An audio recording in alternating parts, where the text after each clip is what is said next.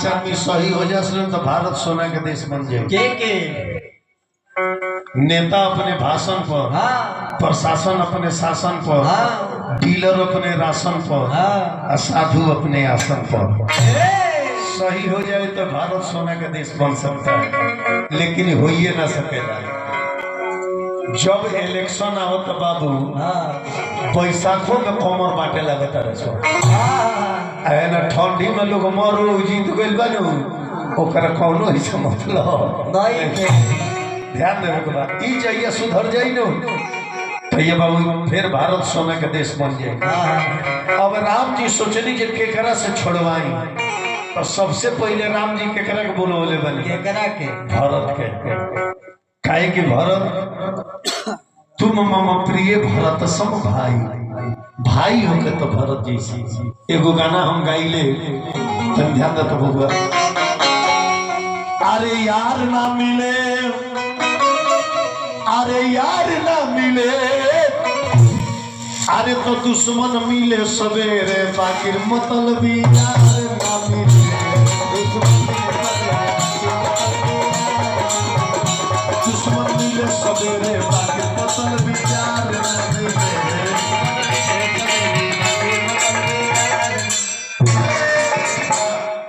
सवेरे सवेरे दुश्मन मिल जाए लेकिन मतलबी यार ना मिले के चाहिए, न तो 1000-1500 के फेरा में डाल दे। कई बड़ा जरूरी बा कि उसे ब्याजों पर लेके दे दो, 2 दिन में दे दे और 2 सालों का रसम। यही से पहले कि कहाँ मिले के चाहिए कि कलियन बीचे भावना मिले, बगियन बीचे माली।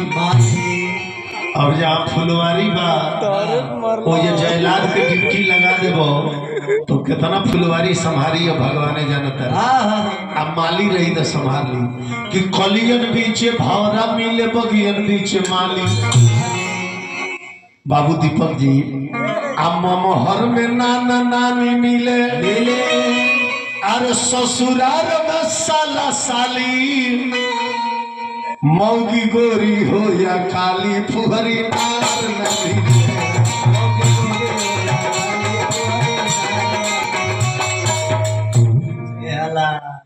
दे दो बाबू, खुला दे दो।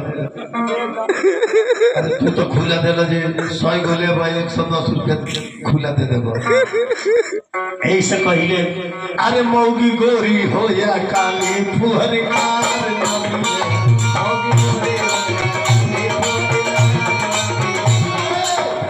और का मिले बबुआ दीपक जी कि सरवन जैसन बेटा मिले, मिले भरत जस भाई, भाई होकर तो भरत जैसे।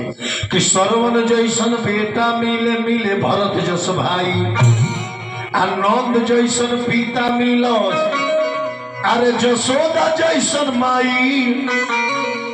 5 गो पांडव मिले, जितेंद्र जी 5 गो पांडव मिले, बाकी कौरो पोटीदार।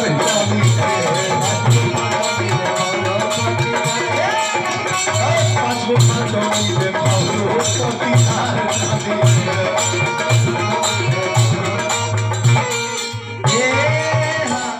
ललन भैया और ही जानता नहीं क्या कमी है, अरे सुना देता नहीं कि हित बीचे प्रीत मिले, प्रीत बीचे हित मिले। चलिए हमारा ब्याह जी की तरफ से बड़ी बड़ी धनराशि भगवान से प्रार्थना शुभकामना खाती है। मनीष मतलबी जिनसों को ऊपर चल जाना टी-शर्ट, एक बार जूता मोजा पहन के हाफ पैंट पहन के गाड़ी में एक जना कहता रहे देखा भाई कहाँ का पागल हो जाए शीशा हमारा टेंशन मत नहीं लेगा हमारे ध्यान देगा कि हित बीचे प्रीत मिले, प्रीत बीचे हित मिले।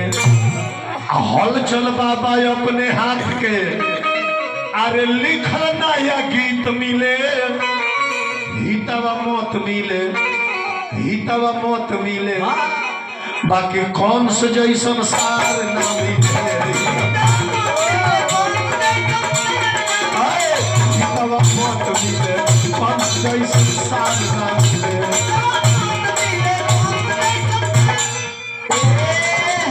और का बेटी के सगाई में अरे बाजेला सहनाई, बेटी के सगाई में अरे बाजेला सहनाई, अब मौत के समान होला एगो बेटी के विदाई। तो मर्दा लमड़े मिले चाहे मर्दा ओनहर मिले, लेकिन पढ़ल लिखल गादार न मिले। मर्दा ओनहर मिले, पढ़ल लिखल गादार न मिले।